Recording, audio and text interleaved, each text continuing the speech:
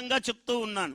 అదేవిధంగా ఇవాళ 3, 4 గ్రహాలు ఒక్కొక్క చోట ఉన్నాయి.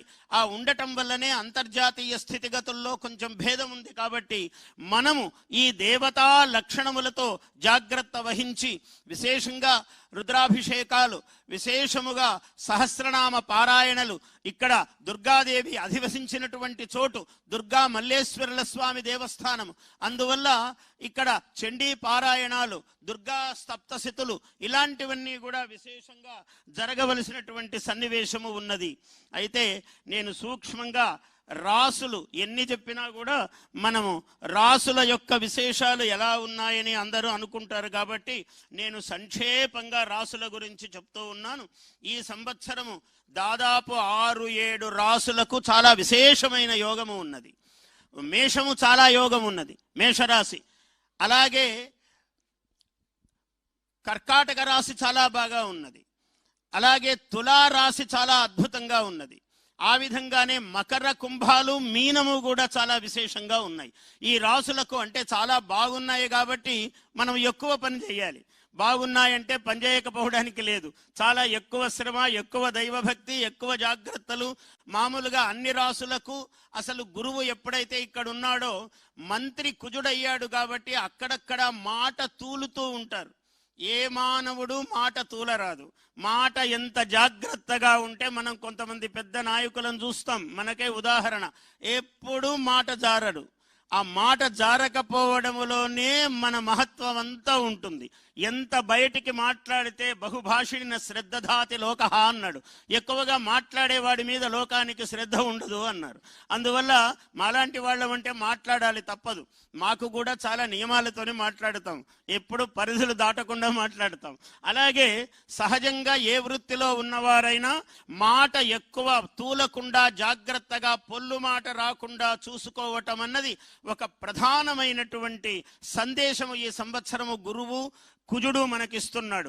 మొత్తము నవనాయకులలో 7 మంది నాయకులు శుభావహంగా ఉన్నారు. మనకు 21 మంది ఉపనాయకులలో 16 మంది నాయకులు మనకు అక్కడ చాలా శుభాస్పదంగా ఉన్నారు. అందువల్ల ఈ సంవత్సరం ఎక్కువ శుభాలకే అవకాశం ఉన్నది. మన రాష్ట్ర ప్రగతి చాలా విశేషంగా ఉంటుంది. ప్రజలందరూ ఆనందించేటువంటి సన్నివేశమే ఉన్నది. ఇటువంటి వైభవాలన్నీ కలిగినటువంటి సంవత్సరము. ఈ ఆదాయ వ్యయాలు ఇవన్నీ కూడా సహజముగా మనం సమీక్షించుకోవలసిందే. శాస్త్రమునెప్పుడు ఉల్లంఘనం చేయరాదు, తేలికగా మాట్లాడరాదు. పంచాంగం ఏముందిలేండి, అదేముందిలేండి అని మనం అనుకోరాదు. ఎందుకంటే సర్వము మన సర్వశక్తులు కాలాధీనములై ఉన్నాయి. కాలము ఏష కాలహ నిరాకృతి అన్నాడు. కాలము అన్నియుంచేయును అన్నాడు. కాలము చెయ్యనిది లేదు ఈ ప్రపంచములో. ఏదైనా చాలా గొప్పగా ఉన్నదంటే వాడి టైం అండి అలా ఉందండి అంటారు. ఏదైనా బాగాలేదంటే టైం అండి అని చేయి కిందకి అంటాం. ఏదైనా టైము అంటే కాలము, కాలమే అన్నింటికీ గొప్పది. అటువంటి కాలము సర్వోన్నతముగా, సర్వోత్తమముగా మనకు అద్భుతమైనటువంటి అనుగ్రహాన్ని ప్రసాదించాలి అని కోరుతూ, అటువంటి కాలము మనకు సర్వానుగ్రహప్రాయముగా ఉండాలని ఆ కాలస్వరూపుడైనటువంటి పరమేశ్వరుణ్ణి ప్రార్థిస్తూ, నేను కాలము గురించే చెప్తున్నాను కాబట్టి కాలమును ప్రతి సెకను కూడా లెక్కగానే నేను పాటిస్తూ నా భాషణాన్ని స్వస్తి ప్రజాభ్యః పరిపాలయంతాం, ఎందుకంటే మొట్టమొదట ప్రజలకే స్వస్తి అన్నాడు శాస్త్రములో కూడా. పరిపాలయంతాం వెంటనే ఎక్కడికి వెళ్ళాడంటే రాజులు ధర్మముగా పరిపాలించాలి, ప్రభువులు. స్వస్తి ప్రజాభ్యః పరిపాలయంతాం న్యాయేన మార్గేణ మహీం మహీషాః. ప్రభుత్వం ఎప్పుడైతే ధర్మప్రదముగా ప్రవర్తిస్తుందో ప్రజలందరికీ క్షేమం కలుగుతుంది అన్నారు. అలా చాలా నిత్యోత్సాహముతో వయస్సును లెక్కం చేయకుండా ఒకే మాట చెప్తాను. ఆయన కాల కిరీటధారి మన ముఖ్యమంత్రి చంద్రబాబు నాయుడు గారు. కాలమును కిరీటముగా మలుచుకున్న మహాప్రతిభాశాలి. అందరికీ అలా చేత కాదు, చాలా కష్టము. మనము ఆదర్శముగా తీసుకోవాలి. ఏమిటంటే కాలములో అనేక ఒడిదుడుకులుంటాయి. ఎటువంటి పరిస్థితినైనా ఎన్నుకొని నిలబడి దాన్ని కిరీటముగా మలుచుకోగలవాడే మహనీయుడవుతారు. అటువంటి ముఖ్యమంత్రి గారికి, వారి కుటుంబమునకు, వారి యొక్క మంత్రివర్గ సహచరులకు శతమానం భవతి శతాయుః పురుషస్య శతేంద్రియ ఆయుష్యేవేంద్రియే ప్రతిష్టతి.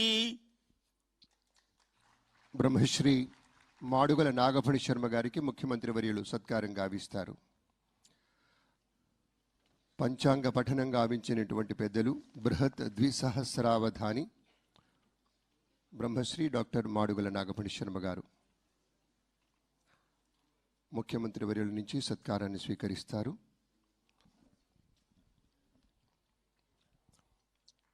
ముఖ్యమంత్రి గారే సంయుక్త ఆంధ్రప్రదేశ్లో వారికి అవధాన సరస్వతీ పీఠానికి అక్కడ శిల్పారామంకి ఎదురుగా ఉన్న స్థలాన్ని కేటాయించారు. అవధాన పీఠం, ఆ పీఠం పక్షాన స్వామి వారికి మన ముఖ్యమంత్రి వర్యులకి తిలకధారణం చేస్తూ ఉన్నారు మాడుగుల నాగఫణి శర్మ గారు.